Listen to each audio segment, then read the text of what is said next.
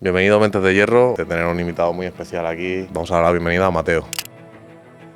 Me llamo Mateo, tengo 30 años, tengo esquizofrenia. Yo no quería ir al médico, la verdad. ¿Cómo fue esa experiencia en el psiquiátrico esas 4 semanas? Bastante desagradable. No me sentía ya una persona. Era un número, era una enfermedad. Nos olvidamos de la parte humana de decir, oye, es un niño. Yo sinceramente siento que no he sufrido bullying. O sea, yo estuve sin ir a clase, sin exagerar, 20 días. Y el colegio no dio ni ninguna respuesta. Las voces no me supone grandes límites. ¿Tú alguna vez has tenido algún pensamientos malos de tipo suicida o...? Quiero que el dolor de mi mente sea más pequeño que el de mi cuerpo. Me sentía un peso muy grande. Si supieran lo que es escuchar voces, se lo pensarían un poco más. Mi madre ha sido el pilar de mi recuperación. No tengo empatía con los médicos porque ellos no tuvieron empatía conmigo.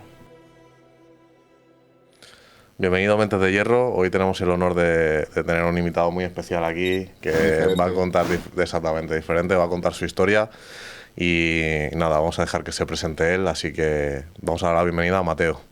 Pues muchas gracias, chicos, por la bienvenida. Me llamo Mateo, tengo 30 años. Me gusta lo de diferente porque en muchas ocasiones me he sentido diferente.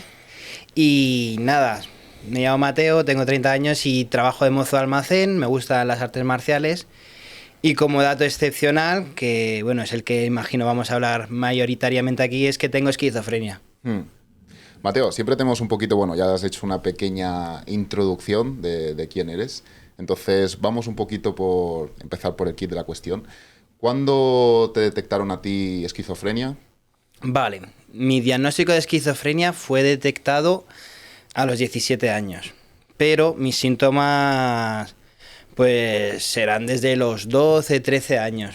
O sea, a mí este diagnóstico o esta manera de tener estas sensaciones, estos síntomas, que ya os comentaré cuáles son, pues se deben ya de 12, 13 años.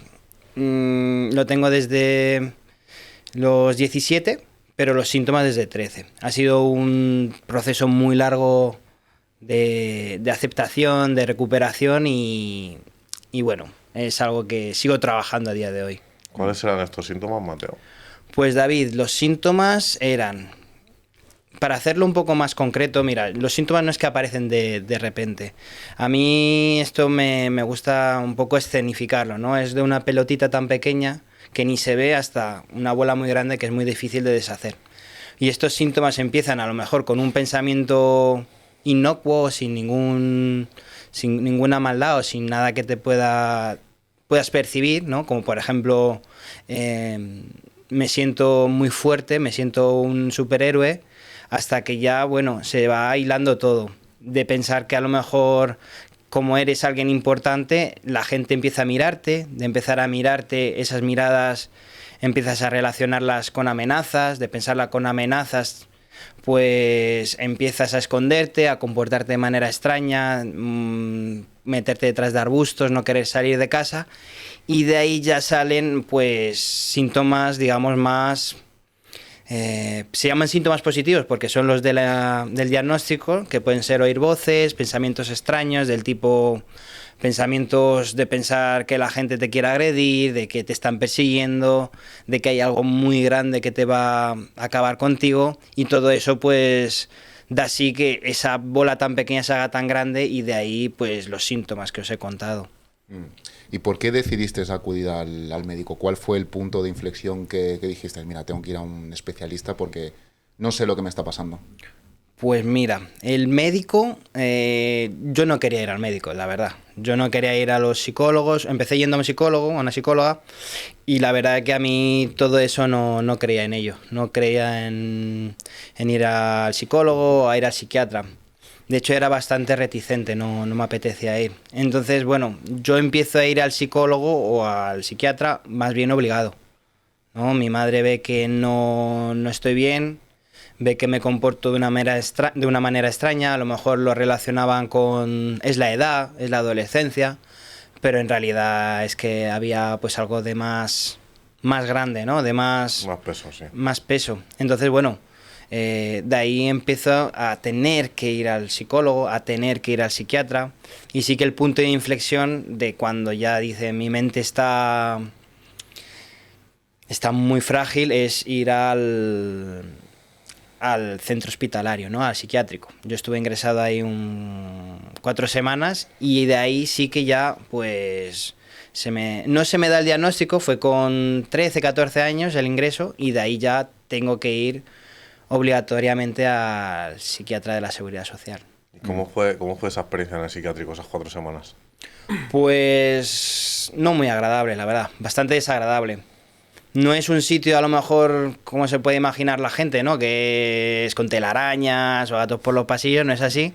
Pero sí que, bueno, hay una puerta... Yo estuve en un hospital infantil, también lo tengo que comentar. No es un hospital de adultos, pero era un hospital infantil que estuve con los 13 años. Y sí que ahí lo que noto es que hay mucha vigilancia, muy poca información. Incluso a veces te encerraban en la habitación y te decían no puedes salir por orden del médico, no puedes ir al baño si yo no te lo digo, esto los enfermeros. Y bueno, tú estás ahí haciendo un montón de pruebas del corazón, de la cabeza, tacs, o sea, un montón de pruebas y al final no sabes nada. Muchos test, te daban un cuadernillo donde apuntabas tus ideas, lo que se te ocurría por la cabeza. Y recuerdo también un recuerdo un poco confuso, ¿no? No mucha... No lo tienes muy nítido, ¿no? No lo tengo muy nítido. De hecho, los recuerdos que tengo es compartir planta con personas con el trastorno de la conducta alimentaria. En ocasiones también por parte de algún profesional me sale decir amenazas, ¿no? Si puedes salir de esta habitación te vas a portar bien o tenemos que atarte o tenemos que controlarte. Y también una parte de decir, jolín, yo estoy aquí no porque estoy malito o que me pasa algo, sino porque me he portado mal y estoy pagando las consecuencias, ¿no? Parecía eso un centro penitenciario, la verdad. Sí, es como una mezcla entre cárcel y hospital, ¿no? Un poco. Sí, me daba esa sensación a mí. Me da esa sensación. Y fuera todo esto fuera el tema de la esquizofrenia y tal, ¿tú cómo lo viviste a nivel psicológico? Es decir, porque al final es una experiencia muy dura para un niño, por así decirlo, de 13 o 14 años. ¿Qué se te pasaba por la cabeza esos momentos? Porque es un momento de decir, joder, me están amenazando, justo eso, ¿no? Esa sensación de decir, me están castigando, me he portado mal y por eso me están castigando. Pues muchísima rabia, muchísima frustración. Y esa rabia, esa frustración venía porque no me sentía ya una persona. O sea, era un número, era un enfermo, era una enfermedad, ni siquiera un enfermo, era una enfermedad. Y entonces, claro, además, cuando uno habla de esquizofrenia lo relaciona todo normalmente se relaciona a cosas más desagradables, ¿no? Sí. No a descontrol, no se puede valer por sí mismo, no es capaz, peligroso. Entonces, bueno, te lo llevas un poco a tu terreno. Después, yo en aquel entonces todavía no tenía el diagnóstico, entonces cuando yo estaba ahí, pues dices, jolín, me he portado mal, pues estoy condenado, mi futuro está escrito, estar aquí de por vida. Y además, cuando pedías información de cuándo ibas a salir, decían, pues el que más estuvo 1 año y el que menos estuvo 1 día. Y dices, jolín, pues entonces no voy a yo voy a estar 1 año. Y sí que eso me generaba mucha incertidumbre. ¿Y yo cómo lo vivía? Pues desde la rabia, sobre todo la rabia. También es muy importante hacer ver que a mí este diagnóstico no viene de la nada. Os he dicho la pelotita pequeña, ¿no? Pues entonces, desde antes de esa pelotita pequeña, pues vienen traumas, vienen pues acontecimientos que a mí me han hecho mucho daño. Y que, como ejemplo, la separación de mis padres, también mi padre tiene mi mismo diagnóstico, mi parecida experiencia, y sí que todo eso pues repercute a un niño de 10, 11 años, hasta lo que soy ahora. Y eso es muy importante pues también recalcarlo, ¿no? Yo siento la rabia de que me siento distinto, a la frustración de que no voy a llegar a ser nada, y también siento la rabia de decir, jolín, no es culpa mía. Claro. Y a nivel de esquizofrenia, porque claro, la gente, yo creo que hay un tabú, ¿no? En plan, en la sociedad un poco que se relaciona siempre la esquizofrenia con gente violenta o que cometen actos delictivos así un poco deleznables, ¿no? Pero cuéntanos un poquito qué tipo de esquizofrenia hay y por qué crees que se produce a lo mejor, pues, ¿por qué crees que hay ese tabú tan grande?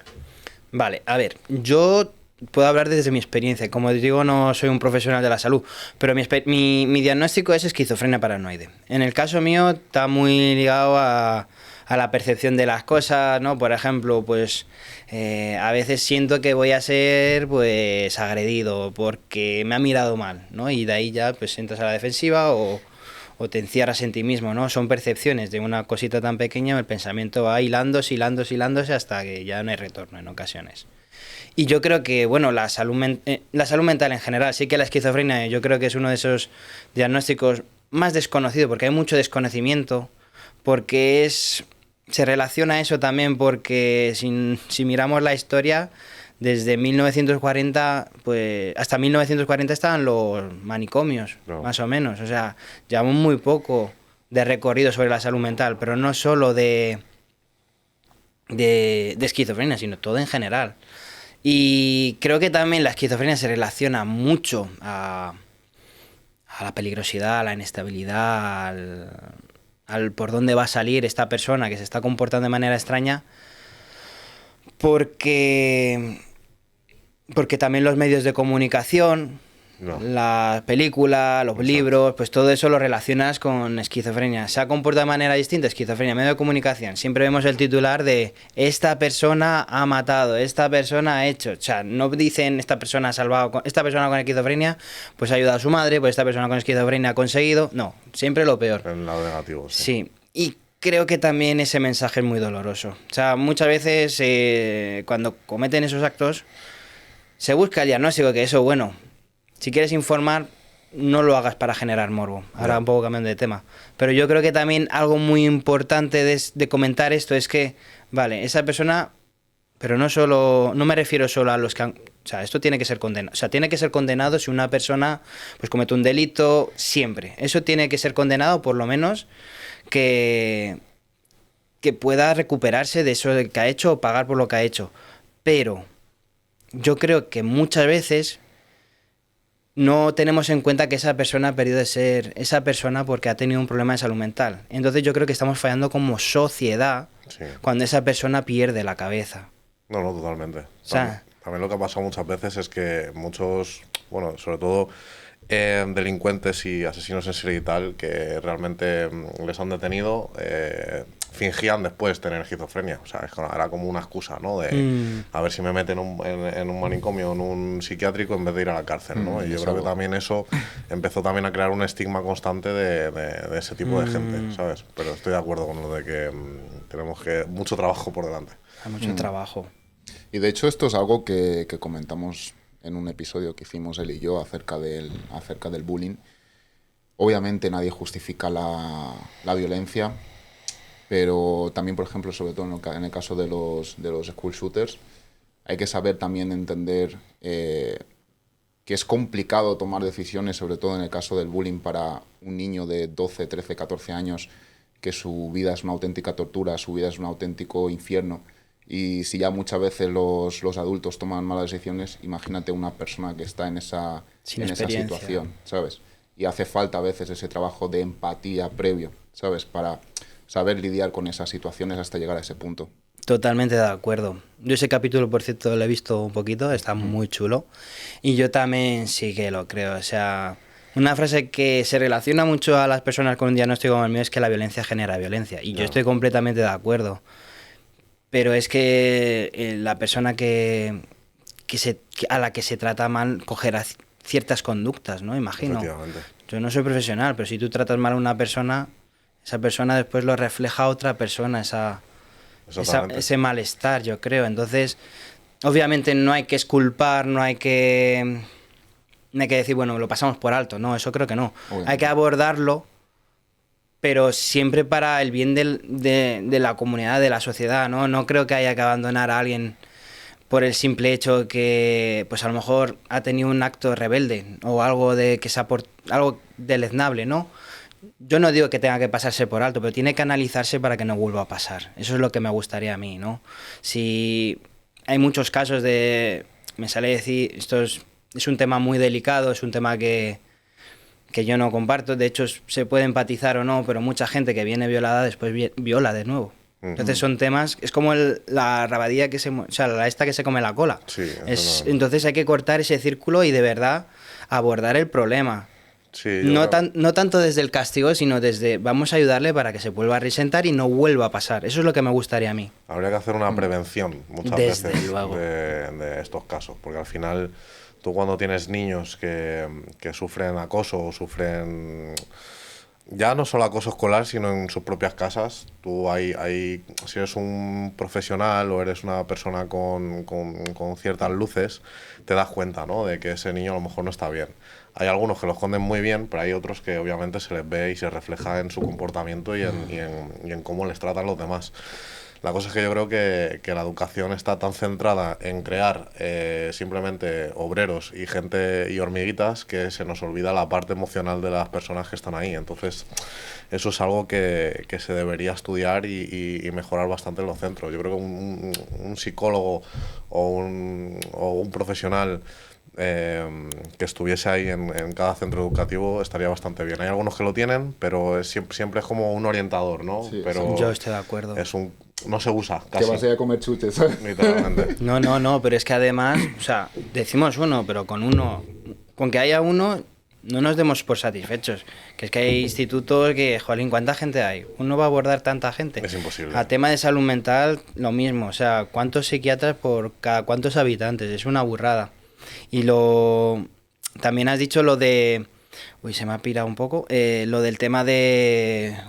La prevención. La prevención, lo de la prevención, súper importante, o sea, eso es muy importante, porque cuando el daño está hecho, pues ya tienes que volver a reconstruir, o sea, el daño ya está hecho, tú puedes hacer un agujero en una madera que por mucho que intentes arreglarlo, se va a Siempre va a estar notar ahí, más o menos, exactamente. y hay que estar muy atento. Y el tema de los centros educativos también, ¿no? Parece que los centros tienen que fardar de notas, los niños tienen que ser gente que produzca, que saque las mejores notas, mi centro tiene que ser el mejor, y luego nos olvidamos de la parte humana de decir, oye, es un niño. Exactamente. El niño, vale, tendrá que estudiar, tendrá que sacar buenas notas, vamos a decir, pero también tiene su parte de ocio, de jugar, sabe relacionarse. Tiene que estar en sociedad al final. Tendrá sus problemas, no sé, yo un poco relacionado conmigo, ¿no? El decir, jolín, yo cuando iba a clase, pues en casa pues tenía una situación más complicada por el tema de mi padre, el instituto al que iba era mi recreo, todo el rato, o sea, la clase de historia, clase de recreo, que no tendría que ser así, ¿eh? Pero lo pasaba bien, y cuando me vengo aquí a Madrid digo, jolín, el nivel es más alto y se olvidan de... No, me olvido de mí, Ya. tengo que estudiar, tengo que rendir. Eso es, para mí fue muy complicado y Cuéntanos un poquito esa experiencia del colegio, Mateo. ¿Cómo lo viviste tú y cómo lidiabas con esos pensamientos que tenías? vale. Yo creo que hay como dos partes de mi formación en los colegios. Yo antes vivía en Italia, en Roma, o sea que hablo italiano. Entonces, bueno, yo he vivido ahí hasta los 13 años, 13, 12 años, si ya no recuerdo mucho. Y en esas edades, pues yo me sentía el rey del mambo. O sea, sentía que no tenía inseguridades, sentía que era una persona súper abierta, sin miedo a relacionarme. También sentía que era gracioso, era como un cabecilla.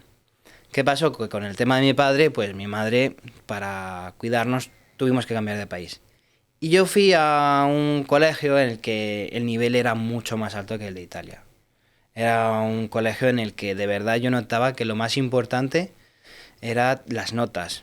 Había una de gente que fardaba de sus notas y yo no podía ni leer, ¿no? Porque no entendí. Yo era un colegio bilingüe, pero sí que, bueno, entendía. Yo hablaba español. Entonces, bueno, eso es algo que a mí me costó mucho aceptar, ¿no? ¿Quieren mis notas o quieren que yo esté bien? No. ¿Quieren que yo tenga amigos o que saque notas y esté aislado? Y yo me desentendí mucho de estudiar. Y de desentenderme de estudiar, pues me entró miedo a ir a clase, de decir, jolín, Que no voy a estar a la altura, ¿no? no voy a Ya. estar a la altura, no voy a hacer amigos, voy a ser el tonto de la clase, se van a reír de mí, que luego nunca, yo sinceramente siento que no he sufrido bullying, pero sí que ha habido he echado en falta como que los mismos profesores me dijeran, oye, Mateo, ¿a ti te pasa algo? Ya. El simple hecho de preguntar, ¿por qué no estás viniendo a clase? O sea, yo estuve sin ir a clase haciendo novillos, ¿se dice? Sí, pellas. sí. Pellas, novillos, Pues estuve sin exagerar 20 días y el colegio no dio ninguna Casi un mes, ¿eh? ninguna respuesta. Y bueno, estará malo. Y mi madre no recibía llamadas. Hasta que un día estaba tan aburrido de ir por la calle, ya me entraban muchos pensamientos, ya me entraba ansiedad de estar ahí. Hasta que un día yo vuelvo a casa y digo, mamá, que me vuelvo a casa porque hay una inundación en el colegio. Y dice, sí, pues vamos a llamar al colegio. Eso es mentira. Mateo, que llevas 20 días sin ir a clase. Y ya ahí saltaron las alarmas. Dijo, Mateo, te vamos a contratar a alguien para que te lleve a clase.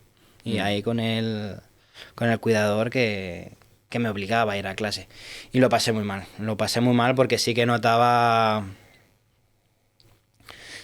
que me costaba mucho ir a clase. De hecho, algo que me ayudó muchísimo fue después de varios años, después de varios recursos de salud mental, hubo un profesor que se comportó como un padre. De hecho, quiero recalcar que, jolín, qué importante encontrar personas como mi profesor, ¿no? Sí, Que se comportó como un padre, empezó a tratarme, me sale decir como un hijo, con alguien muy querido. Y lo que hizo también fue ayudarme a hacer amigos. Me dio clases particulares cuando yo iba al hospital de día, que es como un centro de hospital de salud mental, pero que vas durante el día y luego por la tarde, cuando salía, pues iba al colegio y ahí tenía mis clases particulares. Y qué importante, fue un profesor encantador. Y ahí no puedo decir nada malo. O sea, cuando tenía mis crisis en casa y no podía estar con mi madre, pues me iba con el profesor y me hospitaba en su casa, comía, incluso a veces dormía. O sea, fue increíble. Hay como pequeños héroes, ¿no? A veces Sí. en un rinconcito ahí que aparecen y te ayudan un poquito. Sí, y de ahí, bueno, conocí gente. O sea, el profesor me dio también esa seguridad, ¿no? De decir, Mateo, tú ahora no tienes, a lo mejor aprobar no es tu objetivo, intenta que tu objetivo sea ir a clase. Y eso fue un clic que dije, bueno, vamos a intentarlo. No. Y Mateo, ¿cómo era tu relación con el resto de compañeros? ¿Tenías buenas amistades ahí o eras una persona que estaba un poquito más aislada? Pues al principio, con mis compañeros no tenía mucho trato, desconfiaba muchísimo. No sé si por mi mente, por lo que me había pasado, ¿no? De tener esas voces, esos pensamientos extraños, o esos comienzos de esos pensamientos extraños incluso. Y luego sucesivamente hice muy buenos amigos. Yo empecé a conocer la gente a través de los cursos de refuerzo.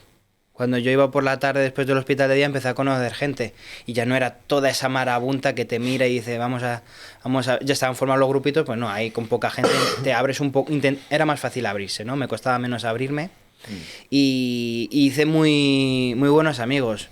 Sí que en el principio pues sentía que la gente me miraba, me quería hacer daño, sentía que me consideraban como el tonto, creía que no sabía si había estado en el psiquiátrico, si iba al psiquiatra, que por qué estaba tanto tiempo dormido en clase, por qué me costaba tanto estar despierto. O sea, eran como cosas y por qué había cambiado tanto de peso de repente, ¿no? Que de estar delgada a coger tanto peso.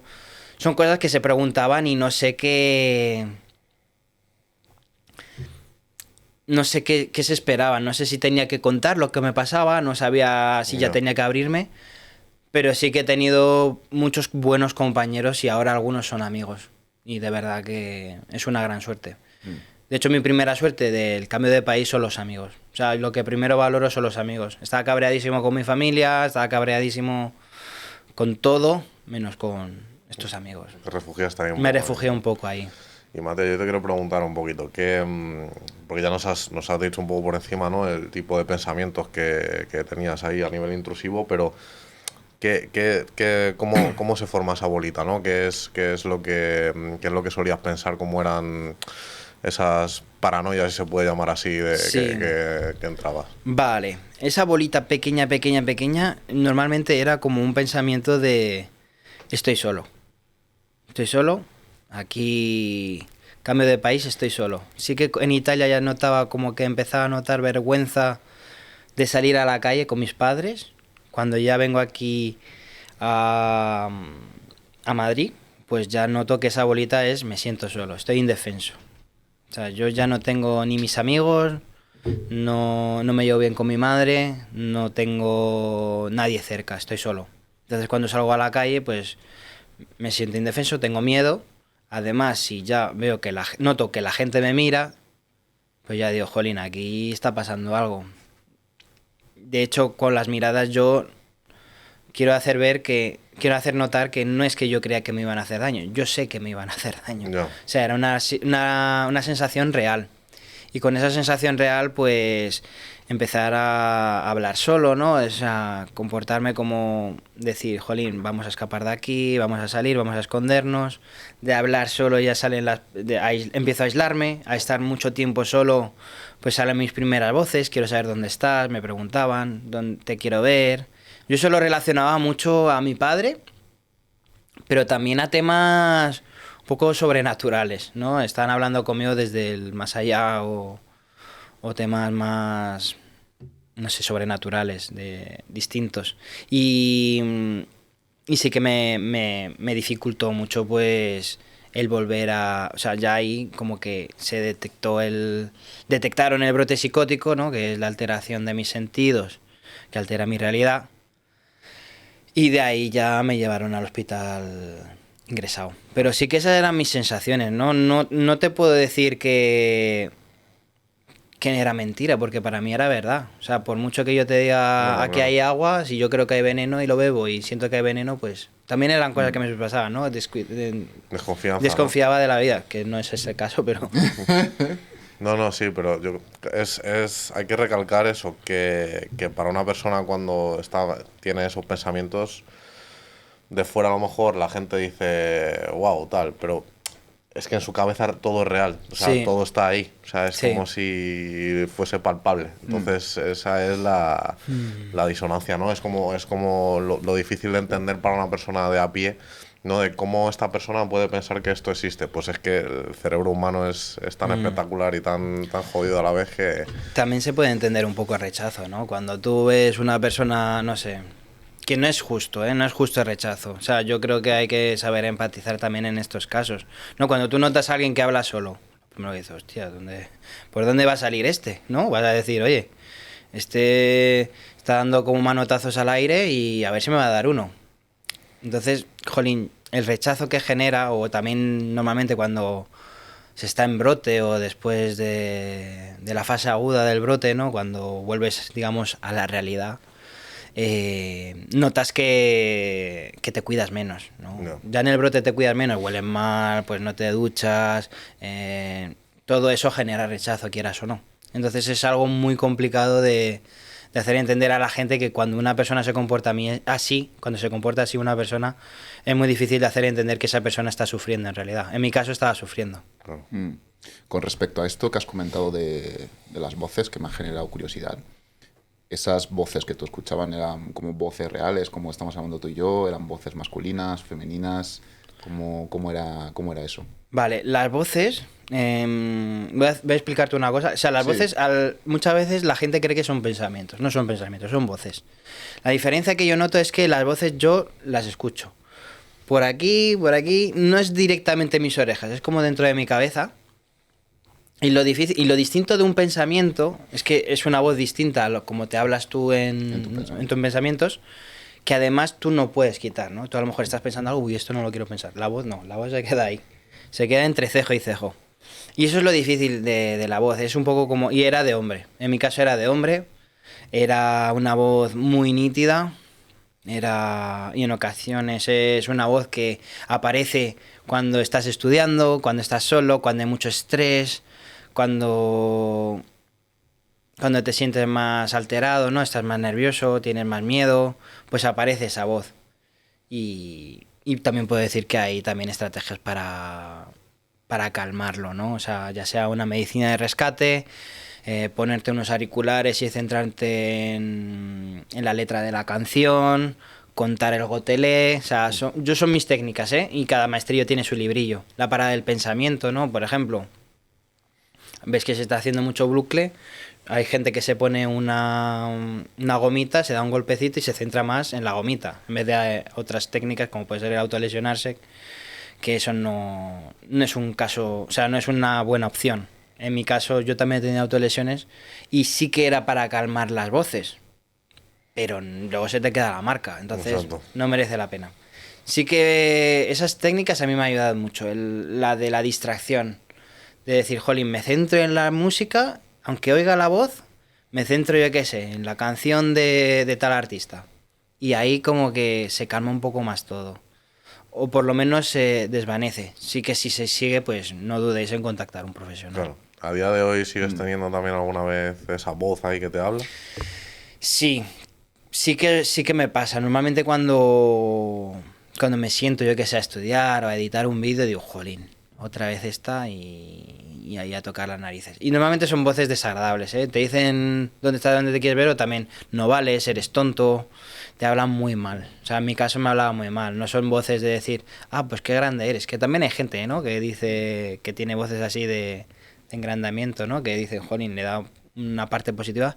En mi caso no, las mías son destructivas. De decir, no vales nada, no lo vas a conseguir. Y me pasa de vez en cuando, no siempre. ¿Tú crees que ahora que has comentado eso, ¿tú crees que esas voces pueden ser como un reflejo de tu subconsciente? Es decir, que en tu interior a lo mejor sientas eso de que no vales, que eres esto, que eres aquello, y esas voces como que refleja ese subconsciente. Pues yo creo que las voces, a ver, yo creo que en mi caso, mis voces, mis pensamientos sí que tienen como un origen, ¿no? Entonces sí que ese subconsciente puede ser de que a lo mejor en clase me dijeran que era un inútil, de que mi padre me dijera tú eres incapaz, y que eso yo me haya creído, oye, tú eres así, y que cuando esté en esos momentos de estrés pues salga esa voz y me lo haga, digamos, creer, ¿no? Recordar o creer. Puede ser que en el subconsciente. No me lo he planteado nunca, no lo he pensado mucho, pero sí que puede ser, puede ser. O sea, esto quiero hacer recalcar que tener un problema de salud mental no viene de la nada. Exacto. Entonces, si te tratan mal y estás sometido a mucho estrés, no consigues exteriorizarlo, pues hay gente que le sale un sarpullido, gente que tiene problemas de digestión y hay gente que le da pues brote psicótico o problemas de salud mental, ansiedad o más cosas. Entonces, sí que puede ser, respondiendo a tu pregunta, sí que puede ser. Mateo, ¿cómo es aprender a vivir con esquizofrenia? Porque me parece un tema bastante interesante para todo el mundo, ¿no? Al final, que es, o sea, es una enfermedad que no tiene cura como tal, pero se puede vivir y tú lo haces y lo haces como una persona normal, o sea, que normal que se me entienda. O sea, Pues tener un esquizofrenia en mi caso ahora no... A día de hoy no me supone grandes límites, tengo que decirlo. Sí que es verdad que hay dificultades del exterior o porque también existe ese estigma, ¿no? El estigma social existe, Exacto. pero también existe el autoestigma, ¿no? De decir, oye, yo tengo esto, entonces no puedo. Y eso es mentira. Son como falsas creencias que del fuera que te crees, ¿no? El estigma de fuera pues lo haces tuyo. ¿Y cómo se puede convivir? Pues sobre todo con gente que... O sea, a mí lo que me ha ayudado mucho es que llegara gente a mí con mi mismo diagnóstico, con mi misma experiencia y dijera, yo he conseguido pues trabajar, yo he conseguido tener amigos, yo he conseguido tener pareja, yo he conseguido estudiar. Y dices, jolín, todo lo que yo creía que no se podía, por lo menos vamos a intentarlo. Y eso me ha ayudado mucho. A día de hoy, ¿cómo se vive? Pues nada, yo tengo una medicación que tomo una por la noche para antes de dormir. Y luego tomo una medicación inyectable. Las medicaciones son Psicotric de 50 miligramos y el Abilify de 300. Son antipsicóticos. Y yo día de hoy no siento que tenga grandes dificultades. Sí que, jolín, como a todo el mundo, me gusta que me traten bien, pero no tengo grandes dificultades. Creo que en ocasiones puede suponer una dificultad a nivel social. Pero de mi parte, de decir, jolín, lo mismo, esos pensamientos pequeños, ¿no? Jolín, me han mirado así o he dicho esto y le ha sentado mal, ¿no? Esas pequeñas matices y dificultades también que pueda tener. Bueno, vosotros estáis puestos, pero a mí el deporte me cuesta mucho y son cosas que me gusta hacer, pero a empezarlas me cuesta mucho. También cosas que me gusta mucho de mi vida es que de algo que me ha hecho tanto daño como puede ser tener estas experiencias, ¿no? A nivel psicosis, que me den un diagnóstico de salud mental, en este caso considerado grave. Las cosas que me gustan es que le he podido convertir en un potencial para poder comunicar. Son cosas que me ha gustado mucho, ¿no? Algo que es tan difícil de explicar, pues intentar hacerlo más fácil o comprensible, ¿no? Y de ahí dar un pequeño pasito para que el que venga después pueda también hablar. Y es algo que, bueno, vivir con esquizofrenia a día de hoy, en mi caso, no es tan distinto como creo que es para otra persona, creo yo. Y Mateo, con respecto a lo que has comentado antes, el tema de las autolesiones, ¿en qué punto estabas tú a nivel mental para recurrir a eso? ¿Qué pasó ahí? ¿Qué punto estaba de tu vida? Mira, yo mi primera autolesión no tenía ni diagnóstico. No tenía ni diagnóstico y siento que no tenía ni pensamientos extraños. Mi primera autolesión fue porque yo estando en clase en Italia, había que tocar una canción con la flauta, y a mí no me salía. Y me quitó la profesora la flauta de la boca y me la puse encima de la mesa. Y yo dije, sí, pues me autolesioné la primera vez.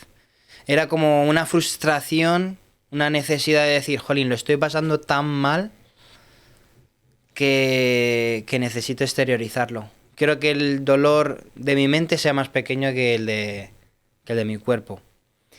Y a día de hoy llego a la conclusión que, bueno, yo me le he autolesionado me le autolesioné una segunda vez también en Italia, porque me robaron el bocadillo y le tiré a un chico, bueno, después agredí y no estoy orgulloso de eso. Le tiré una mesa a un compañero porque me quitó el bocadillo. Y me autolesioné porque me pusieron un parte, me querían pues suspender. Entonces yo dije eso. Y sí que bueno, eso fue porque digo, jolín, no me entendéis. Y para haceros entender que yo lo estoy pasando mal, pues me voy a autolesionar. En cuanto a las autolesiones, creo que hay que también cogerlo con... Cada persona lo hace por un motivo, ¿no? En mi caso era porque el sufrimiento de la mente me hacía tanto daño que tenía que exteriorizarlo de alguna manera o distraer el dolor de la mente con algo más físico. Y haciendo una pequeña matiz de esto, a mí no me gustaba enseñar que me autolesionaba. O sea, no me gustaba pues mostrar que me hacía daño. Entonces yo creo que también algo que hay que tener en cuenta cuando una persona se autolesiona es dónde se autolesiona. No es lo mismo autolesionarse en una mano que es visible que a lo mejor en el estómago, bueno, en la tripa. Hay que prevenir todo eso. Hay que prevenirlo, lo que decía David. O sea, no hay que esperar hasta que la persona ya estalle. Y sí que eso de las autolesiones a mí... yo me he tatuado para justo tapar también esto. Y son cosas que no me gusta. No me gusta el... O sea, es algo que aprendí, ¿no? De hacer y digo, jolín, a mí ya no me gusta hacer estas cosas. Nunca me ha gustado, pero digo, jolín, no quiero hacer esto. No quiero cada vez que me mire el brazo recordar esto. Claro. O sea, como que has tapado esas heridas, ¿no? Digamos, con el tatu y tal. Sí. Pero yo creo que el tema de las autolesiones es algo que hace mucha gente y que está muy, muy poco...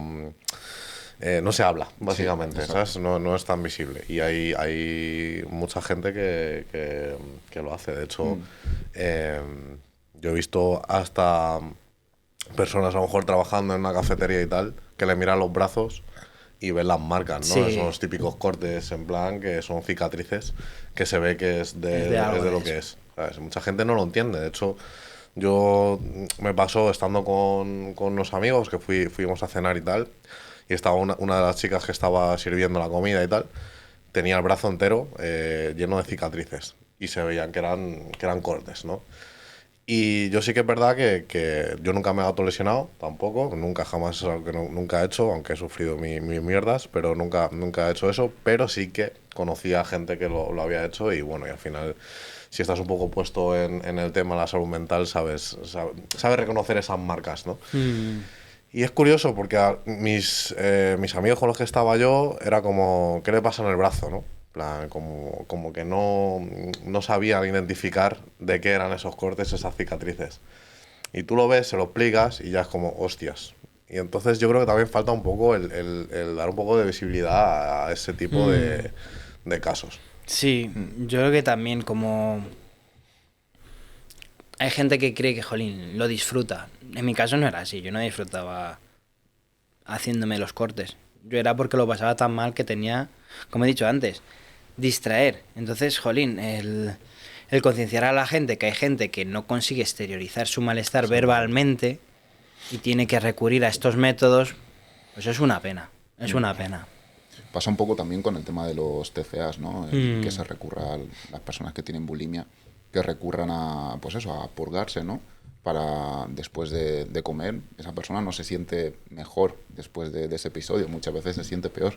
Es como un bucle, ¿sabes? Un círculo vicioso que vomitas, luego te sientes peor, vuelves a comer, tal. Entonces, es la manera que tiene la persona de exteriorizar todo eso que tiene dentro, ¿no?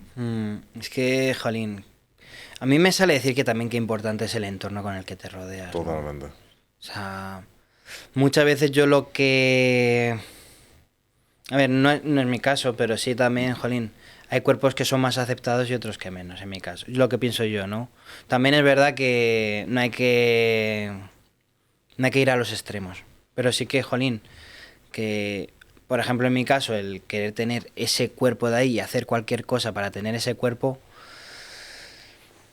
es respetable. Me gustaría tener un cuerpo súper atlético, súper bonito, pero también me gustaría tener también una aceptación o un autocuidado de decir, vale, hazlo poco a poco, cuídate, no hagas estremeces, o sea, no hagas cosas raras, porque luego puede darte algo. O sea, Claro. yo compartía en la planta, como os comenté, con personas, sobre todo chicas, había también chicos, con trastorno de la conducta alimentaria, en los que, jolín, se comían los labios. O sea, se mordían los labios para no comer. Yo además, como no tenía problemas de alimentación, en los primeros 2 semanas no me llevaban al comedor, pero las segundas 2 ya me llevaban. Y cuando yo iba ahí, lo que intentaba yo es que me comía la comida de las compañeras. Porque les ponían un temporizador, cuenta atrás, para que luego ellas pues tuvieran que comer rápido. Tenían que comer rápido a cierta hora, a cierto tiempo, porque si no, le ponían una sonda. Y cuando les ponían la sonda, ojo, había contención, había burradas. Ahí hacían burradas con las pobres chicas. Entonces, yo lo que hacía, pues comerme la comida de las chicas. O sea, yo no quería que le hicieran eso. Es que era una animalada. Ahora, siempre entra en el debate de qué manera se puede ayudar ahí. Ya. ¿No? Porque eran niñas, era un hospital infantil. Pero tú las veías que tenían, o sea, eran de verdad súper delgaditas las pobres. Y ahí a ayudar a hacer compañerismo. Yo no iba a decir, oye, ella se ha escondido esto, ella no le iba a decir. Es que el tema de... O sea, es que claro, estás dando una visión bastante que la gente yo creo que no desconoce, ¿no? Que lo que pasa ahí dentro. Que yo creo que es un gran desconocido para la mayoría de la gente que está a pie, ¿no? Que es como... Nada, esta gente tiene un problema, vamos a mandarlo a un psiquiátrico y ya ahí se lo solucionan. Y muchas veces a lo mejor el método que se usa ahí tampoco es el correcto, ¿no? Porque habría que estudiar eso un poquito, porque lo que me estás contando me parece bastante heavy. O sea, es traumático. O sea, es que también decirte, en mi caso, no es estas chicas después cuando salieron qué pasa. Pero yo salí y dicen, jolín, este niño... Yo creía, ¿no? Voy a salir de aquí, ya soy... como antes, voy a estudiar, voy a trabajar, voy a salir con mis amigos. Mentira, sales con... Yo salía a lo mejor con 15, 20 kilos más en 4 semanas y sin ganas de hacer nada. Sí, los síntomas a tomar por saco, pero también mis ganas de vivir es decir, oye, yo aquí no quiero estar más. O sea, para ser un trapo o una planta del salón no quiero ser. Y sí. Y bueno, no sé si... También, jolín, cuando yo vi a estas chicas... No me salió nada de decir, oye, hay cosas que fallan ahí fuera, pero también cuando tú ves esos cuerpos, ¿no? En ciertas revistas o ciertas personas que dicen, no, yo tengo este cuerpo por genética, o tengo este cuerpo y después dices, jolín, ¿yo cómo no puedo tener ese cuerpo si yo también supuestamente tengo genética? O sea, yo también tengo que tener algo. Y lo esconden todo detrás de la genética. Y bueno, tú lo dijiste en un podcast, ¿no? Que te metías la testo, pero por lo menos lo dices, No hay esos cuerpos, o sea, hay cuerpos que dicen, yo soy natural. Y la gente frustrada, que se siente acomplejada, que dice, yo no puedo llegar a eso, ¿y por qué? ¿Por qué no puedo? Y cometen locuras de no comer, de meterse proteína, o a lo mejor hacer cosas drásticas sin ton ni son, sin cabeza. Y eso duele. Porque vale, a lo mejor la persona dice, yo estoy luchando por mi sueño, sí, pero la madre que lo ve y a lo mejor ve que se le está yendo de las manos, ¿qué hacemos con eso? O sea, Sí, el tema es que al final las redes sociales también han creado un mundo ficticio Desde luego. idílico que al final te enseña, o sea, vemos constantemente cuerpos increíbles o gente con éxito y con mucho dinero, ¿no? Y al final tú puedes llegar a sentir frustración de tu propia vida y de tu propio ser. Entonces hay que saber lidiar muy bien con esa frustración y saber que eso no es real y que es simplemente un reflejo de la sociedad en la que estamos y que es un poco superficial. Yo sí que, por ejemplo, también cuando he estado metido en el mundillo más de la competición y tal, a nivel del culturismo y eso, siempre te comparas. O sea, es un mundillo en el que... O sea, es que vive de la comparación, estás siempre comparándote Sí. con el demás. A ver, yo tengo que estar más fuerte que este está mejor que yo, tal y cual.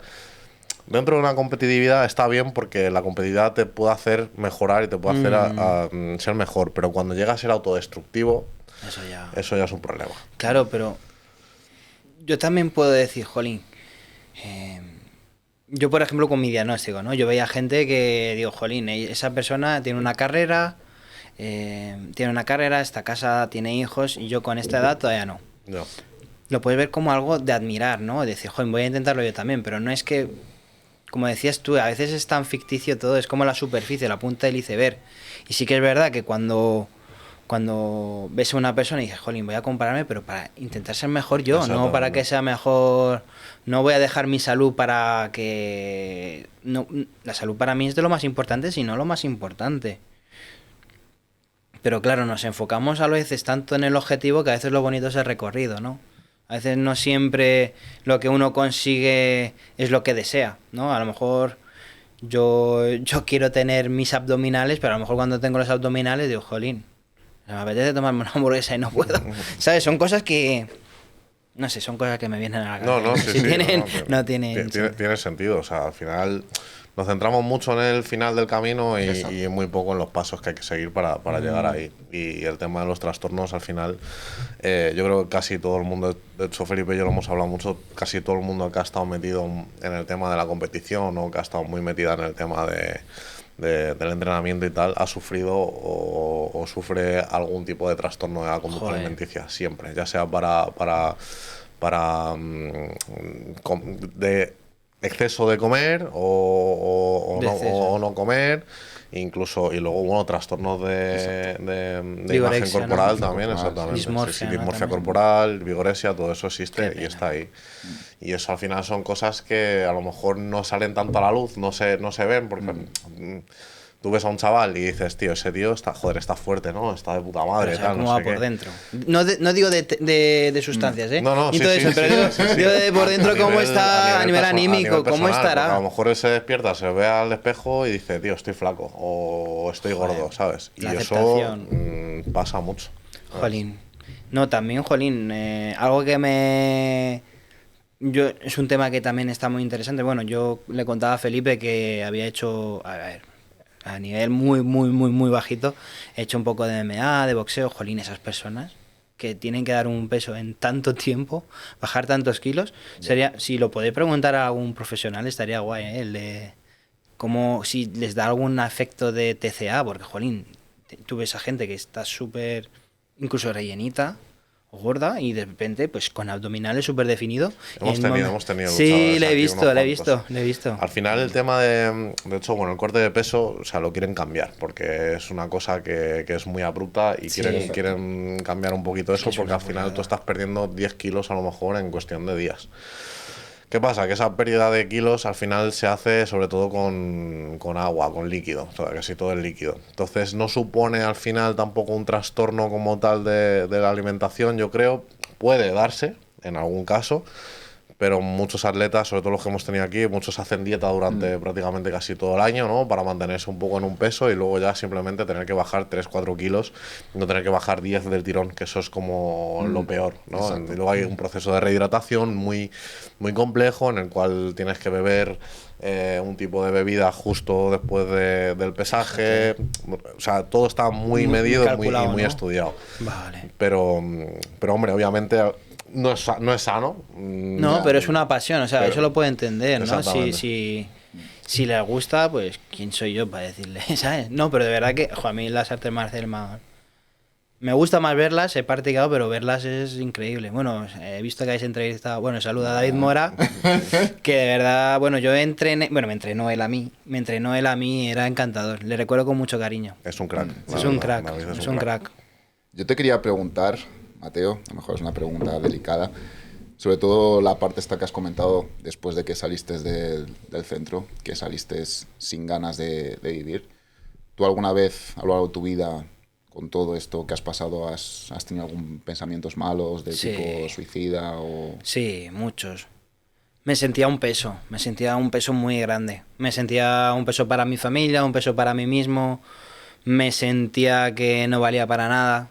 Digo, jolín, si mi día a día es estar tumbado en un sofá viendo la tele, no enterarme de lo que dice la tele, no voy a volver a tener una vida, digo, ¿para qué seguir? Si es que no tiene sentido. Y sí, he tenido pensamientos muy desagradables de decir, lo hago o no lo hago, básicamente. Ya. No quiero entrar en detalles, pero sí decir, lo hago o no lo hago porque no podía más. Y además sumando las voces que en ocasiones surgían, no sé si eran voces o pensamientos en ese caso, no recuerdo, pero sí que venían ahí y decían, hazlo, ¿no? Ya. Sí, al final es que muchas veces, de hecho, yo conocí un caso de un chico, bueno, de mi barrio y tal, que tú lo veías y tú decías, este tío es normal, ¿no? En plan, su gente, incluso su entorno y tal, lo veía como, está bien, está normal. Pues de un día para otro, tío, apareció en su casa muerto, tío. Es que es una pena. Y tú dices, joder, o sea, los rotos que podemos llegar a estar por dentro, tío, y lo poco que lo Lo reflejamos silencioso por fuera, que tío. es e invisible, ¿eh? Es una locura, tío. Es una barbaridad. Es que también, jolín, yo muchas veces reflexiono diciendo, jolín, que, no sé, el mismo actores, gente de éxito, entre comillas, después que toman esas decisiones como están rotos por dentro, como decías tú, David, o sea, es que la procesión va por dentro. Totalmente. O sea, tú puedes ver una persona súper radiante, súper contenta, con un montón de dinero y sentirse la persona más sola y pobre del mundo. Exacto. Ahí entra también lo que estábamos y donde te quería preguntar yo, el tema del entorno, porque yo creo que también hace mucho el hecho de tener un buen entorno y de rodearte de personas que te apoyan y que por lo menos te dan un poquito de calor y te dan luz, es fundamental, Desde porque luego. si tu entorno, por mucho que estés rodeado de gente, si ese entorno es un poquito más oscuro o a lo mejor lo sientes frío, ese calor no está y no te puedes apoyar en esa gente. Pues te tengo que decir que yo he tenido mucha suerte y también yo creo, tirándome un poco de flores, he sabido elegir ese entorno. Sí que es verdad que a veces Todos nos equivocamos. todos nos equivocamos. Justo. Normalmente, por ejemplo, la gente que consume alcohol o otras sustancias, he tenido que cogerla con pinzas. O sea, ellos fuman, yo no. Ellos beben alcohol, yo no. Y ellos tienen que saber que yo no bebo alcohol y yo no fumo. Y si me dicen, toma una calada, pues ahí ya le digo que no. ¿Que me la voy a repetir? No. Y si me sigues insistiendo, te digo, ya no te hablo más. Exacto. Saber cortar la relación es Exactamente. algo que me ha ayudado mucho. Yo nunca he tenido problemas de consumos, por suerte, de tóxicos o... He bebido alcohol, me ha sentado fatal y es algo que no quiero volver a recaer ahí. ¿Cómo fue la experiencia? Sí, sí, nos ¿Del puedes alcohol? contar, sí. Pues no me di cuenta. Yo empezaba a beber mucho, no generándome una adicción, pero sí que hasta que un día me di cuenta, jolín, yo me levanto al día siguiente con un montón de ideas desagradables, Ya. con pensamientos, incluso voces. Y lo primero que me di cuenta porque un día, el día anterior tuve una discusión con mi madre, rompí una puerta y dije, jolín, me he levantado y a lo mejor puede ser que no tenga nada que ver, pero el día anterior bebiste una copa de alcohol y te sentó mal. Entonces de ahí hilar. Yo no quiero romper puertas, yo no quiero hacérselo pasar mal a mi madre, me está pasando algo, voy a pedir ayuda. Entonces era un poco hilar, ¿no? Estoy durmiendo peor, tengo un ánimo más bajo, no me apetece estudiar, o sea, eran como ideas Exacto. de decir, oye, me he dado cuenta que esto no me viene bien. Y es muy difícil, ¿no? Porque también hay gente, no, yo esto lo dejo cuando quiero, o a mí esto no me afecta. me entran dudas. Habría que ver. Había que verlo, ¿no? Había que analizarse un poco más. Y no sé qué, perdona. Con el entorno estábamos. Con el entorno. Exacto. O sea, el entorno, pues también algo que me ayudó muchísimo fue intentar construir un entorno sano. Gente que aceptara que yo no bebiera, que no fumara, y también gente que me tratara como uno más. ¿Pero por qué digo esto? Que no me trate ni como un pobrecito, oye, no le vamos a gastar ni una broma, ni que sea el punto de mira. Y es algo que a veces encuentro ese equilibrio, porque también a veces, jolín, entre amigos que no se pelea.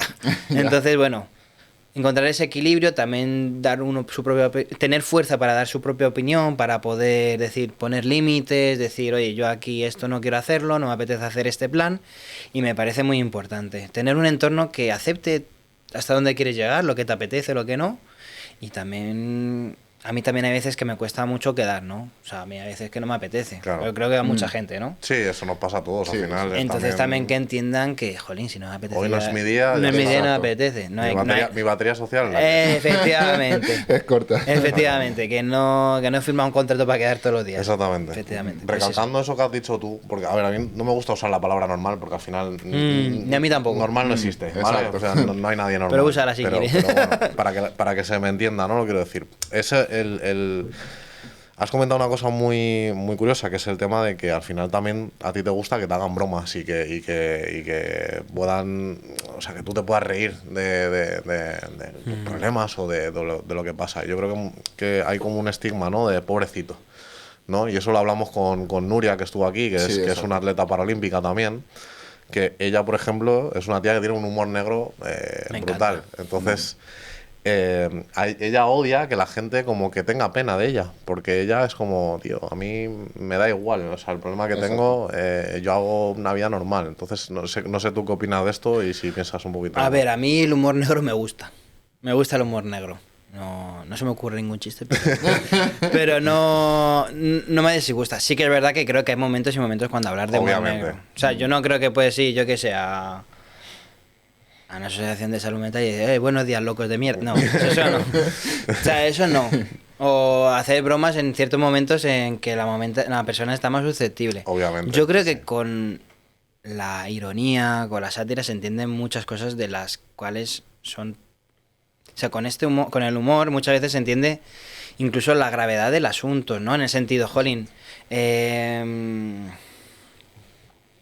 no sé, cuando hablas, cuando haces una broma y dices, jolín, es que ahora no se me ocurre ninguna, pero como un paralelismo de decir, mira qué ridículo mira qué ridícula es la broma, que tan ridículo, no sé, se me ocurre una cosa negra, yo qué sé, una negra así como, ahora no qué sé, no se me ocurre, pero sí que como estas bromas, Sí, pero no me atrevo a decirla tampoco, pero bueno. Esa ironía, ¿no? En plan, Sí. un poquito como metiendo un poquito de puya y tal y cual, que se sobreentienda un poco Sí. que es broma, que al final Exacto. yo creo que para hacer bromas también hay que tener tacto, obviamente, y hay que saber cuando la persona está... yo no voy a una persona que no conozco y le hago una broma aquí súper heavy, tío. Efectivamente. Gilipollas. Hay que tener un contexto. Efectivamente. Yo lo que me refería más también es el que Mis amigos Sí, hablen del tema. sí, O que hagan bromas sobre el tema. exacto, que la gente al final... Pues sí, yo creo que, bueno, hacen bromas, ¿no? Por ejemplo, te has tomado la pastilla, pues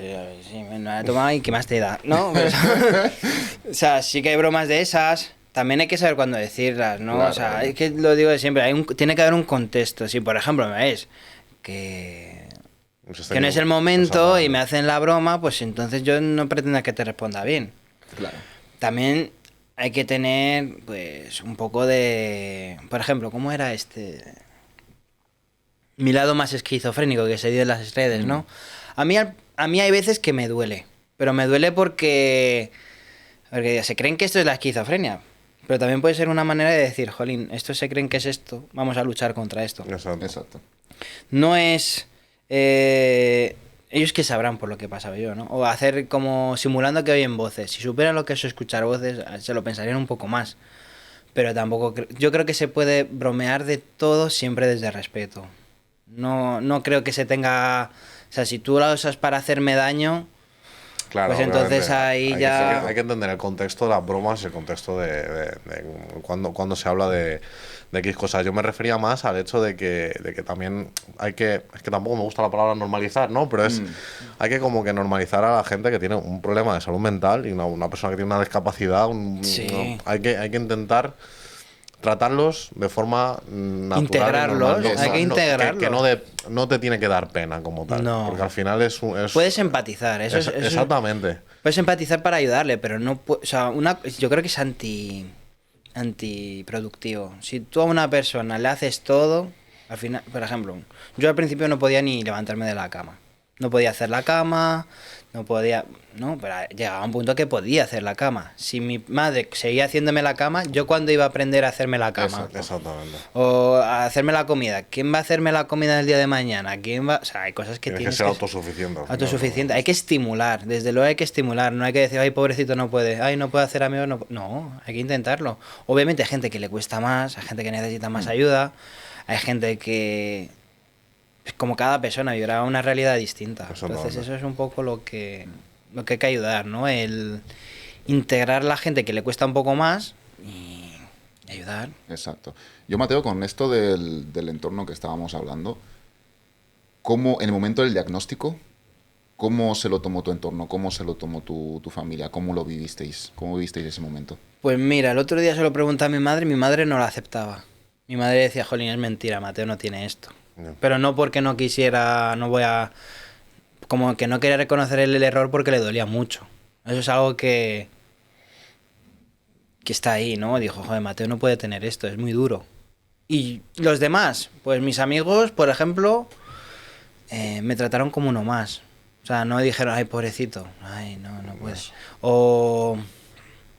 Obviamente cuando estoy mal, pero no tiene por qué estar mal, no tengo que estar mal por tema psicosis o de mi diagnóstico, no tiene por qué. Puede estar mal porque, yo qué sé, he suspendido una asignatura, puede estar mal porque me ha dejado la novia. Y hablar de eso, no desde yo soy el normal, como decías tú, David, y tú eres el pobrecito y te voy a ayudar. No, desde, joder, me ha pasado también a mí también me ha pasado, vamos a hablar de ello y vamos a exteriorizar. Es algo que de verdad me ha ayudado mucho, ¿no? Que me tratasen como uno más. Obviamente hay momentos en los que necesitas más ayuda y momentos que necesitas menos. Ha habido momentos que yo también no me he sentido normal. No me sentía normal porque no podía levantarme de una cama, no podía comer, o sea, comía desmesurado o no comía, o tenía mis pensamientos extraños, sentía que era una enfermedad por parte del entorno. Son cosas que me hacían sentir muy distinto. ¿Cómo ha sido la figura también de tu madre? Mi madre ha sido el pilar de mi recuperación, es la que no se ha rendido nunca. Yo me he rendido, pero ella no se ha rendido nunca. Y eso es algo muy bonito. También tengo que decir que ha habido momentos que siento que mi madre ha aguantado más de lo que ha debido, ¿no? Desde esas maneras de exteriorizar la rabia o la frustración, ¿no? Rompiendo cosas y decir... Me arrepiento muchísimo, me da mucha vergüenza y decir, jolín, no tiene sentido. No, has aguantado demasiado, mamá. Y me da mucha pena, le pido muchas veces perdón. Y ella me dijo, jolín, Mateo, no eras tú. Claro. Le sale decir, no eras tú. Que había partes de mí, pero no sentía que era yo. Pero era frustración, David y Felipe. No era... Yo muchas veces no tenía una voz que diga rompe la puerta, ¿no? Sí, que no es odio o ira. Es no, más pero que tampoco era un síntoma. No era un Exacto. síntoma. Era como, jolín, a todos les va bien menos a mí. Ya. Y encima si alguna vez, eso sí, a lo mejor un poco más patológico, oye, es una risa y jolín, se está riendo de mí. Ya Se me te salió el hace chip, clic. me hace el clic. Entonces, jolín, eso es lo que me duele, ¿no? Que por la fragilidad de mi cabeza en aquel entonces, pues lo he hecho pasar mal a la otra gente. Y eso es lo que me duele más. A día de hoy, si tuvieras que dar un consejo al Mateo de ese entonces, ¿cuál sería? Pues mira, te voy a agradecer la pregunta porque me has preguntado por mí. Porque muchas veces me dije, ¿qué tengo que hacer con tal persona con esquizofrenia? Y digo, jolín, ¿qué le voy a decir si no le conozco? Pues mira, al Mateo ¿qué le diría? Me encantaría que se abriera con más gente. Antes de que explotara, que abriera y contara. Que pidiera ayuda. O sea, que por muy descabellada que le pareciera la idea, que lo contara. No, por ejemplo, estoy escuchando una voz a la madre que la ha querido tanto, mamá, estoy escuchando una voz que necesito ir al médico. O necesito un abrazo. Pedir cariño también es algo que me ha faltado mucho. He echado mucho de menos. Y sí que te he dicho lo de las personas que en muchas ocasiones dicen, ¿qué tengo que hacer? Yo no lo sé. Cada persona es un mundo. Claro. Si tú me dices qué tengo que hacer, igual te digo, date un paseo por la playa y en tu ciudad no hay playa. ¿Sabes? Son cosas que no, o no te puedes permitir un viaje a la playa. Son cosas que de verdad hay que tener en cuenta. Entonces, ¿qué consejo le daría a las personas que a lo mejor necesitan ayuda? Que pregunten qué necesita esa persona. O sea, pregunta, ¿qué es lo que necesitas? No es decirte, tú lo que tienes que hacer es esto para estar bien. No es algo que me... Yo creo que también estás comentando una cosa muy importante, que es el exteriorizar, ¿no? El saber pedir ayuda, que eso lo hemos hablado nosotros también aquí mucho. Muchas veces nos cuesta el hecho de simplemente pedir esa mano, ¿no? Que nos rescate un poquito, o ni siquiera que te rescate ya, sino que simplemente con que te dé una caricia ya vale. Y yo creo que eso falta mucho y vivimos en una sociedad también un poco egoísta en ese sentido. Muchísimo. Y nos enseñan siempre a que pedir ayuda está mal. Eso. También. Que yo estoy de acuerdo que hay que valerse por uno mismo y hay que luchar y hay que ser fuerte y estoy totalmente de acuerdo con eso, pero a veces es necesario que te echen una mano, porque tú Yo estoy de solo no acuerdo. puedes. Estoy de acuerdo. Sí que es verdad que muchas veces es muy difícil encontrar a alguien que te sepa ayudar, ¿no? O saber a Y quién... que quiera ayudar. Y que quiera ayudarte, esa es. Que quiera ayudarte. Pero no solo el vecino, tu amigo, tu familiar, que dices, jolín, me podéis haber dicho otra cosa. Los mismos médicos, los mismos profesionales de la salud, que hacen una labor excepcional, ¿eh? Son los más importantes, por todo lo que tú quieras, son súper importantes. Pero muchas veces lo que tú decías, un trato humano, ¿no? No que vaya al médico y vale, ¿estás escuchando esto? Vale, medicación. Y te miran como un número, nada más. Un número, una enfermedad. Necesito, me encuentro mal, medicación. ¿Te subimos la medicación o no? Estás muy mal, te ingresamos. Ya. Es que también yo creo que el problema de ensalzar figuras como la de los médicos y tal es que muchas veces no nos damos cuenta de que son humanos también. Es que es eso. Y hay médicos malos y hay médicos muy buenos. Igual que tuvimos aquí a Toño Casado también, que es un cura excepcional y nos dijo, en mi sector también hay gente que no vale, tío. Y es así. Hay gente que no porque sea cura tiene que ser bueno, amable, amoroso. No. O sea, Es a que lo es mejor eso. es una mala persona. Exacto. Igual que hay médicos que a lo mejor están ahí por sus notas y no por su trato humano. Y yo creo que eso también hay que saber distinguir. O sea, Sí. si tú tienes un médico que no empatiza contigo, por muy profesional que sea y demás. Y por lo mucho que sepa, Y ¿eh? por lo mucho que sepa, a lo exacto. mejor no conecta contigo de una manera correcta y no deberías estar ahí, deberías ir a otra consulta. Sí, no. A mí, es que yo, fíjate, hubo un podcast que le preguntaron a una persona con esquizofrenia si tenía empatía, ¿no? No sé si la habéis visto. Es una de las cosas que a mí me repateó mucho. Y digo esto porque muchas veces me dicen, ¿tú sientes empatía? Algunos, como si fuera un psicópata, ¿no? Tuviera esquizofrenia, como si fuera un psicópata. Yo lo que me pregunto es, sí, tengo empatía, pero a veces con otras personas no tengo empatía. Y muchas veces, por desgracia, en ocasiones, no tengo empatía con los médicos porque ellos no tuvieron empatía conmigo. O sea, ellos me trataron como una enfermedad, me trataron como un número, como si alguien que no pudiera, como una mercancía. Y a veces tengo mucha rabia contra ellos. Pero sí que es verdad que es algo que tengo que trabajar, ¿eh? O sea, es algo que tengo que matizar. Y creo que esa rabia, está clarísima, viene del miedo. Ya. Del miedo. A mí me han generado en ocasiones miedo los psiquiatras. Me ha dado mucha inseguridad. Es decir, ¿le cuento que estoy escuchando esto o me O va a me lo subir callo. o me lo Ya. callo porque me va a subir la medicación? ¿Le cuento que me ha pasado esto o me va a ingresar? Son como inseguridades. Por eso yo creo que puedes saber mucho de medicina, dar con la medicación exacta, pero la relación entre médico y paciente, vamos a llamarla, tiene que ser fluida, de seguridad, personal. No te he pedido que seas mi amigo, No, no te lo pido, por menos que me des calma. pero que me des calma. Que me des calma y seguridad. Y también una cosa que también por parte de la sociedad, no solo los médicos, es no sé más qué hacer. O sea, también la sensación de decir, jolín, no lo sé. ¿Te puedo ayudar en algo? Preguntar. No siempre decir, no, yo lo sé todo y vamos a ir para adelante. No, o sea, habrá cosas que no lo sabrás, ¿no? Sí, O sea, exacto. podrás recurrir a otros profesionales. A mí, por ejemplo, hace tiempo una medicación que me subía los niveles de algo, de la prolactina, o me lo bajaba, no me acuerdo. Decía, no, esto no es normal, pero esto lo solucionamos. Yo, ¿por qué? ¿Y por qué no es normal? Yo, bueno, no lo sé. Bueno, no me dijo, no lo sé. Pues será por esto. Y fui a otro psiquiatra y me dijo, jolín, pues no lo sé. Y dije, jolín, vale, pues vamos a investigar esto. Y fue a investigarlo. Pero hay como médicos que el ego lo tienen Ya.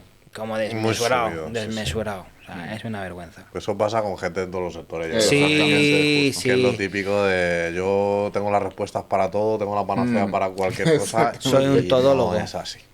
Y no es así. Yo creo que muchas veces el reconocer, incluso reconocer tus propios errores, ¿no? O decir, yo esto no lo sé, o mira, esto, la verdad es que ahora mismo me pillas un poco desubicado, lo puedo intentar mirar, vamos a intentar solucionarlo. Yo creo que eso te hace más humano también y hace que la persona también empatice más contigo y que diga, vale, o sea, no me estás dando la solución, pero me estás diciendo que me vas a ayudar a resolverlo y que no lo sabes. O si no, derívame a otra persona que creas que puede saberlo.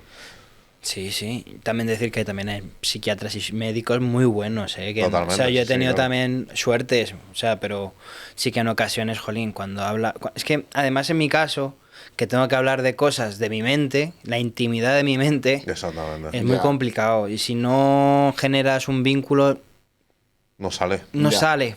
Efectivamente, David, no sale. Y es muy difícil. Y es Al lo que final duele. Estás abriéndote en canal ahí. Sí. Y eso es... De temas duros. O sea, no Exactamente. te estoy contando un partido de fútbol. Exacto. Yo te quería hacer una pregunta, Mateo. Siempre, bueno, lo hemos comentado ya muchas veces que de los momentos complicados pues se puede aprender muchísimo y la personalidad de uno se puede forjar mucho a raíz de esos momentos. ¿Tú qué has aprendido a raíz de vivir con esquizofrenia y qué cosas positivas te has llevado para tu vida? Una introspección muy grande. O sea, me he llevado el cuestionarme muchas cosas, ¿no? Decir, jolín, me está pasando... Una inteligencia emocional también, ¿no? Me cuestiono, oye, ¿por qué estoy sintiendo esto? El decir, vale, estás sintiendo esto porque te ha pasado esto. ¿Y ahora qué podemos hacer con esto, no? Por ejemplo, la tristeza, pues me apunto al gimnasio o hago deporte, intento hablarlo. O sea, lo que he aprendido es coger estrategias de esa inteligencia emocional, ¿no? Decir, vale, estoy sintiendo esto, lo noto, lo siento, lo tengo, vale, se pasará, sé que se pasará, pero también tengo que hacer, necesito también el poder hablarlo con alguien, trabajar otros ámbitos, y es esa inteligencia emocional de decir, jolín, no me asusta ante la emoción, la acepto. Qué bueno. Yo te iba a preguntar también, Mateo, a nivel, ya que hemos estado hablando del entorno y tal, tema de relaciones, si se puede hablar. Un poquito. Relaciones sexoamorosas. Exactamente. Vale. Cuéntanos un poquito cómo es para ti pues eso, conocer gente y demás Vale. para ese tipo de Vale. interacciones, digamos. Vale, yo digamos que no soy una persona que... Considero que no soy una persona que liga mucho, ¿vale? Pero sí que he tenido novia, he conocido gente y cuando tuve novia la verdad que tuve una relación muy bonita, ¿eh? Yo no puedo hablar mal de ella, fue una relación de 2 años, la conocí por redes sociales y fue una relación muy bonita. Se terminó. A nivel de temas de salud mental, pues no tuve ningún problema. O sea, a nivel de decir, oye, no tengo problema a contárselo. Y de hecho, bueno, no es que no tuviera problema a contárselo, se desenrolló de una manera un poco curiosa. Estamos tumbados en el CEP de Madrid-Río y de repente empezó a contarme un dibujo animado, los Rugrats, me parece que son. Y me empezó a decir, jolín, es que esta persona cuando se desenlaza todo, se descubrió que tiene esquizofrenia y mató a todos estos personajes. No sé cómo era la historia. Y dije, sí, pues sabes que yo tengo esquizofrenia. Y se quedó como, mira. Y nada, de ahí salió el tema, ¿no? Sí que es verdad que cuando conoces una persona, ¿no? Yo para, me sale decir ligar o conocer gente, tiro mucho de apps, que creo que es lo peor. Creo que es lo peor. Porque baja mucho la autoestima, de siente muy pequeñito. Pero por ahora me sale así. También alguna vez pues he parado gente, pues yo que sé, en el autobús o por la calle. Me da mucha vergüenza, me va la taquicardia a 2000 por hora. Pero lo he intentado alguna vez y me mola más que las app. No. Ahora, bueno, pero hablando de las apps, cuando quedo con la chica, pues me resulta más cómodo porque somos ella y yo. Si es una fiesta, pues con mucha más gente hay más estímulos. Está más cohibido a lo mejor. Sí. y lo veo todo desde la competencia y me gustaría no verlo Ya. así. Me gustaría no verlo así, pero desde la competencia, jolín, digo, este Pues chico a ver se qué la- van a pensar los demás. ¿no? Un Sí, poquito eso. sí, eso me pasa mucho. Y también sí que en cuanto a mi diagnóstico lo difícil de... O sea, el dilema de decir, ¿lo cuento ahora o no lo Ya, cuento ya, ahora? eso ¿Lo es lo cuento que te- más adelante o Eso después? es lo que te iba a preguntar. ¿Eso cómo lidias tú con eso? Es como que si te sientes cómodo lo cuentas, Sí. pero siempre queda un poquito ese miedo a, "Buah, se lo voy a contar, se va a asustar, ¿no?" Pues mira, te voy a Porque hay un contar estigma. anécdotas. A mí me pasó una vez que conocí a una chica por Tinder, la cita, bueno, más o menos bien, y ella parece que le gusté, ¿no? Y quiso saber más. ¿Y por qué no tomas alcohol? Y yo, jolín, porque no me gusta. Y como que ahí siguió insistiendo, bueno, pues porque tengo esto. Y de repente el chat como que cambió de tonalidad, de tono, y empezó a decir, es que me lo tenías que haber contado, y si te da una crisis, y si me atacas, y yo, mira, aquí hemos cortado ya, Ya. ya no quiero saber más de ti, te voy a bloquear, bloqueada. Y ya está, porque sí que era algo que no iba a ningún lado. Y sí que hay veces que hay ese resultado y también hay otros momentos en los que dicen, jolín, quedé con una chica y me dijo, jolín, Mateo, tú no... Lo de normal.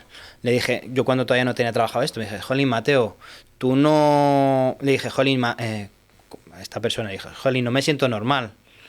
Siento haber tenido esta relación contigo, no me siento normal, lo siento. Y me dijo ella en un mensaje, Mateo, tú eres fuera de lo normal para bien. Y dije, jolín, toma. Entonces Eso son te sube cosas, un me poquito. sube la moral, pero sí que hay personas para todo. Hay gente que está más concienciada, gente que se lo toma mejor, gente que pues está más informada, que le da igual, o que lo que decíamos antes, le das pena, no se ve contigo. Y Exactamente. bueno, el mundo está lleno de personas y hay peces, muchos peces. Siempre hay Exactamente.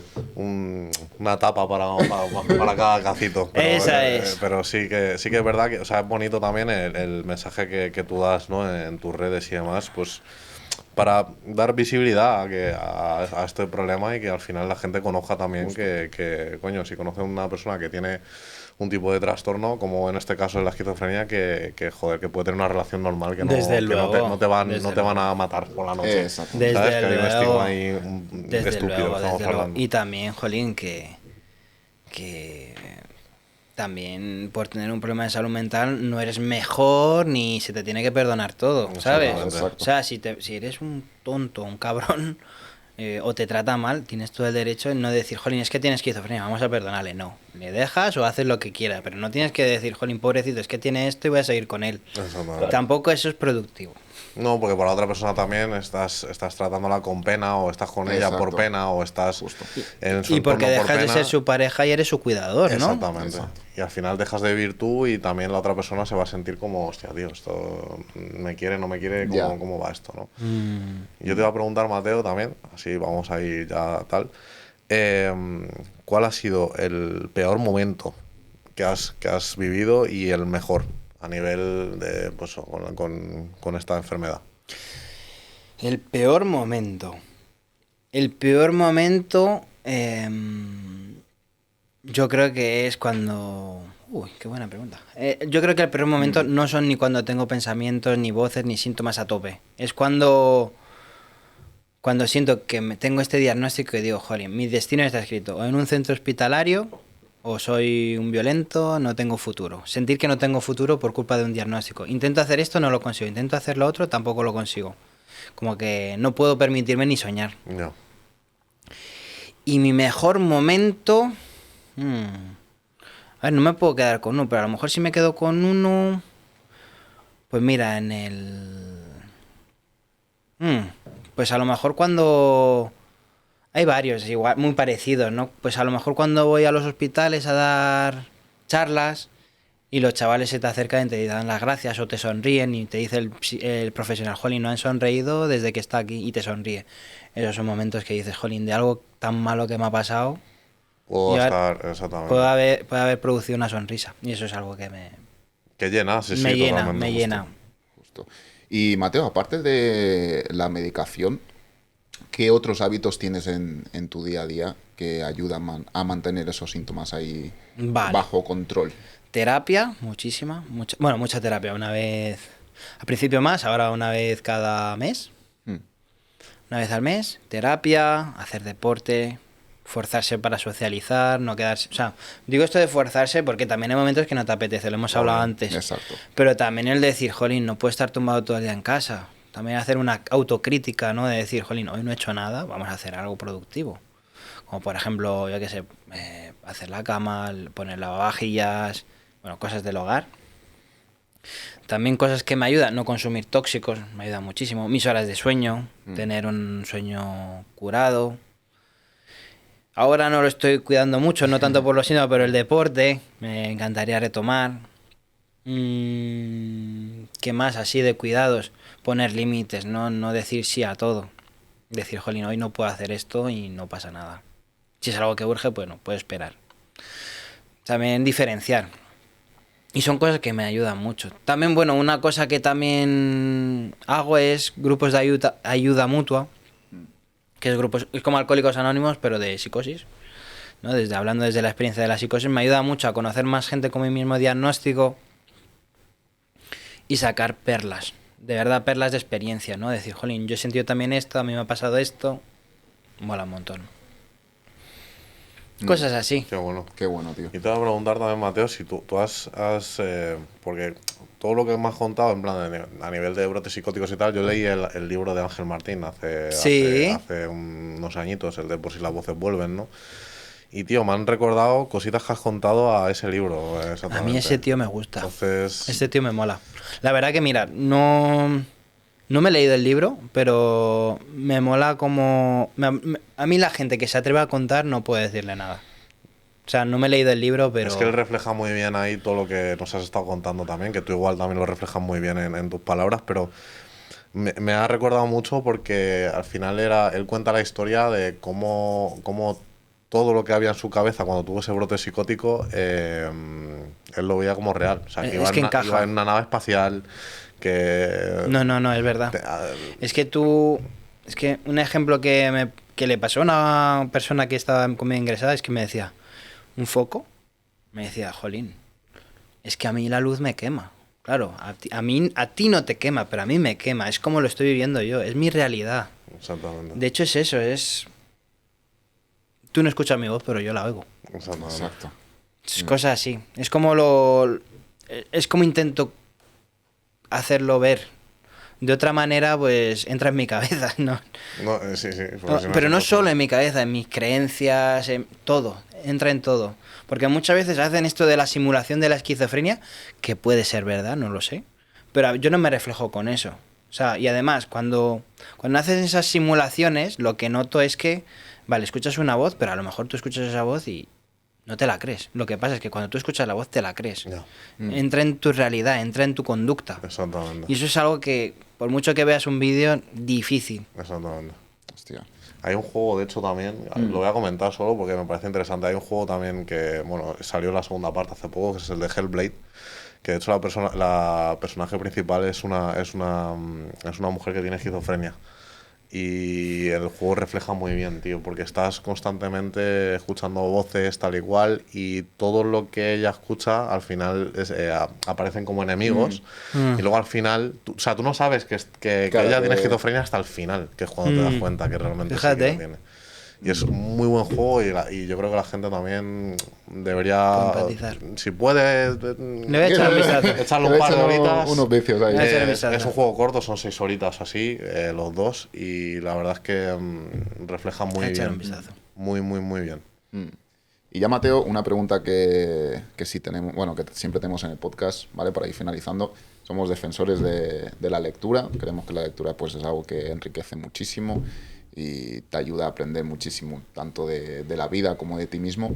Entonces, te quería preguntar primero, si eres una persona lectora y, bueno, si no lo eres, ¿cuáles son tus 3 libros favoritos? No soy una persona lectora, Felipe. No he leído mucho, o sea, es algo que me cuesta mucho. No te puedo aconsejar ninguno, lo intento, Felipe. Sí que la de Ángel Martín tengo el libro y es algo que me gustaría mucho leerla. Yo creo que te va a gustar. Me gustaría leerla, es algo que me cuesta mucho. No es que no quiera, también Claro. soy un poco Sí, vaguete. a lo mejor de concentrarte, ¿no? Me desconcentro, soy muy vago. O sea, no solo soy muy vago, la concentración la que tengo, pero sí que es algo que es algo que tengo pendiente. Me gustaría mucho. es algo que de verdad me frustra mucho, porque no es solo leer un libro, pero a lo mejor un periódico, ¿eh? Te digo, un periódico me cuesta. Claro. Un artículo de periódico, un artículo por internet me cuesta.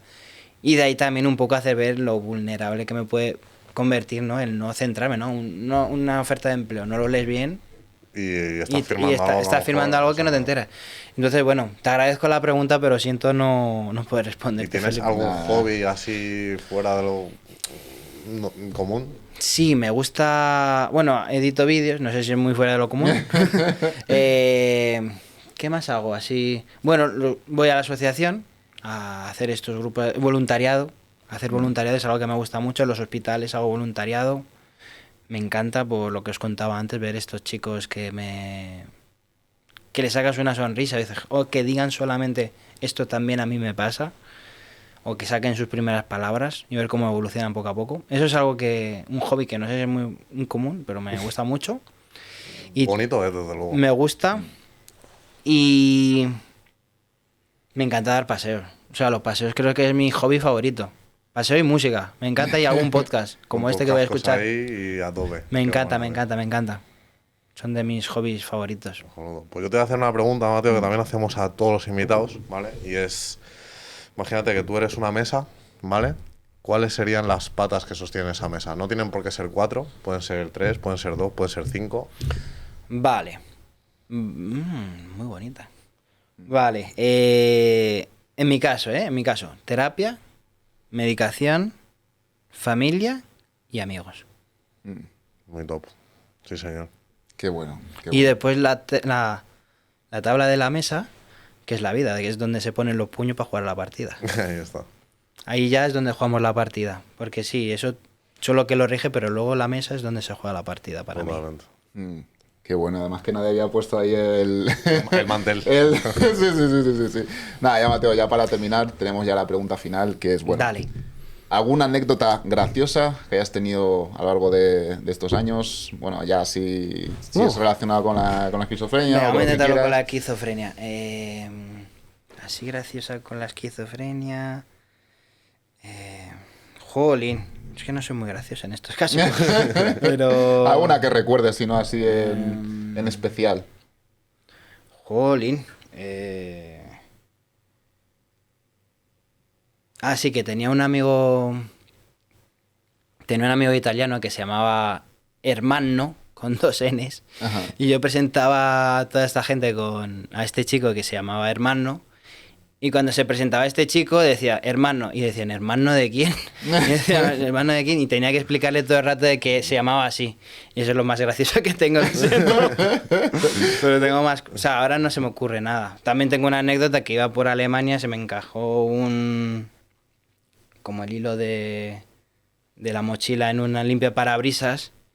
Y en Alemania, bueno, se rompió el limpia parabrisas y salió la persona de dentro y me empezó a decir que ha roto mi limpia parabrisas, la ha roto. Y yo decir, que no habla alemán. Y dijo, sí, pues aquí hablamos en Deutsch. Y digo, pues bueno, ya me lo pone más difícil. Llegó la policía y me dicen, ¿tienes que pagar esto? Y digo, sí, vale, lo pago. ¿Cuánto es? 15. Y me dicen, 15. Y me dicen, no, 50. Y digo, joder, 50. Y tuve que pagar 50 pavos. Eso es lo que me jode. Un limpia parabrisas. No sé cuánto vale un limpia parabrisas, pero no sé si vale 50 pavos. Me jodió, tío. La Interrail me jodió. Esa buena, esa ha sido buena. Interrail. En Interrail. He viajado. Buena experiencia, ¿no? Sí, mola un montón.